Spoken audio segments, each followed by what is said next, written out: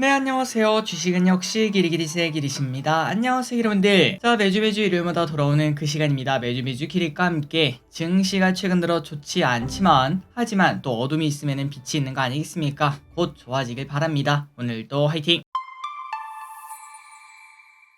자, 바로 보도록 하겠습니다. 일단 주말 사이에 어떤 뉴스가 나왔나? 바로 대만에서 선거가 있었는데 그 결과가 친미가 당선이 되었다고 합니다. 물론 혹자는 이렇게 되면 더 혼란이 가중될 수 있다. 미중 분쟁이 더 심해질 수 있다. 이런 얘기가 나오고 있지만 하지만 그거 제외하고는 당연히 친중보다는 친미가 좀 더 좋지 않겠니? 라는 얘기는 해볼 수 있겠네요. 그리고 중국에서는 바로 이러한 얘기를 했습니다. 대만 대선 결과는 주류 민의를 대변하지 못했다. 조금 치졸하게. 그거는 진짜 대만 사람들의 의지가 아니다. 뭐 이런 식으로 말을 했는데, 하지만 그 다음 말이 조금 무섭죠. 조국 통일은 필연이다. 이렇게까지 말을 했다고 합니다. 그리고 이러한 상황에서는 미국은 한 발 물러서는 모습을 나타냈다고 하니까 뭐 당장 변수가 생기진 않을 것 같습니다. 이번 주를 보도록 하겠습니다. 코스피 쭉쭉 올라가나 싶더니 쭉쭉 빠집니다. 어느덧 2525까지 내려왔고요. 마이너스 2%나 이번 주에 하락을 했습니다. 삼성전자도 마찬가지 차트겠죠. 이렇게 올라가다가 79,800원, 8만전자 눈앞에 두고 바로 후두둑 떨어지는 모습. 하지만 둘 다 이 이평선을 뚫고 내려가는 그 정도의 하락세까지는 나오지 않을 테니까 걱정할 필요 없을 것 같습니다. 그렇게 떨어지려면 당연히 악재가 있어야 되는데 악재가 현재 존재하지 않죠. 코스닥 같은 경우는 나름 잘 버텼습니다. 1% 하락으로 마무리가 되었고 에코프로비엠은 조금씩 오른쪽으로 기어가는 모습. 매동을 보도록 하겠습니다. 전부 다 매도하고 있지만 개인만 매수하는 모습 계속 보여주고 있습니다. 환율과 유가를 보자면 환율은 1315원, 유가는 72.68달러. 그렇다면 금요일날 미국은 어땠나? 보합권의 움직임 나타냈습니다. 계속 혼조세를 나타내고 있지만 월요일날 미국장이 휴장이죠.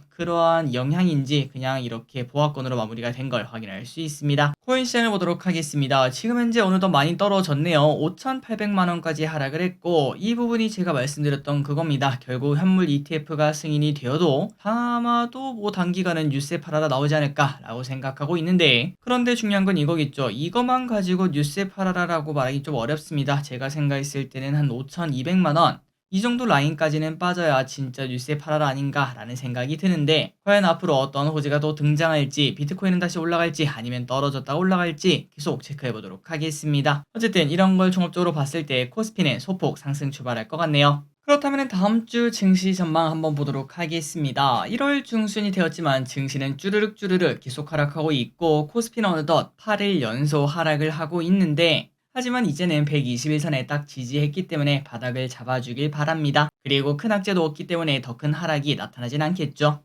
그렇다면 앞으로 봐야 되는 게 뭘까요? 일단은 증시가 바닥을 잡는다고 하더라도 그게 올라간다는 의미는 아닙니다. 그래서 증시가 조금 안 좋은 와중에 해운, 유가, 식량, 방산주 이 친구들이 인버스 성격을 가지고 더 다시 올라갈 수 있는 그러한 모습이 나타날 수 있기 때문에 체크할 필요가 있다고 생각합니다. 물론 이러한 애들의 특징은 어떠한 이유 때문에 뭐 올라가는 그런 모습이 아니라 사실상 테마주다라고도 볼 수 있기 때문에 큰돈으로 투자하기는 당연히 적합하지 않다는 거 알고 계실 거라고 생각합니다.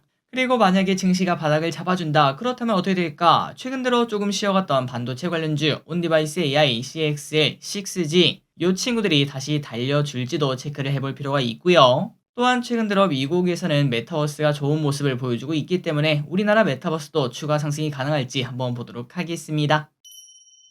다음입니다. 연기금 외국인 이번 주에는 뭐 샀는지 보도록 하겠습니다. 연기금입니다. 에코프로 머티리얼즈, 카카오, 하나유로스페이스, 삼성 SDS, HD현대, 포스코DX, 하나시스템, HMM, 카카오페이를 매수합니다. 다음으로 외국인입니다. 삼성전자, KB금융, 삼성 SDS, 삼성물산, 네이버, 삼성생명, 삼성전자우, 카카오뱅크, LG엔솔, 카카오, 한진칼 이렇게 매수하는 걸 볼 수 있고, 마지막으로 개인입니다. 삼전, 레버리지, 삼성 SDI, 포스코홀딩스, SK하이닉스, LG전자, SK이노베이션, LG화학, 셀트리온, 에코프로비엠, 기아, 현대차 이렇게 매수하고 있습니다. 다음입니다. 이번 주에 어떤 일이 있었는지 복습해보도록 하겠습니다. 월요일입니다. 중국 때문에 우리도 하락하는 모습을 나타냈죠. 중국에서 중즈그룹이 파산했다는 소식이 나오며 우리도 하락을 피하지 못했습니다. 그리고 초전도체 관련주가 갑자기 급등하는 모습이 나타났습니다. 이석배 퀀텀에너지 연구소장이 등장한다 이런 얘기 엄청나게 급락했지만 하지만 그 다음에는 실망 매물이 쏟아지며 쭉 하락하는 모습 나타냈습니다. 화요일입니다. 엔비디아가 다시 급등하는 모습을 나타냅니다. 거토양 터트리며 쭉 올라가고 있죠. 이렇게 올라가는 이유 중 하나는 중국용 반도체 칩의 대량 생산을 곧 한다 이러한 얘기가 투자 심리에 좋은 영향을 미쳤다고 합니다.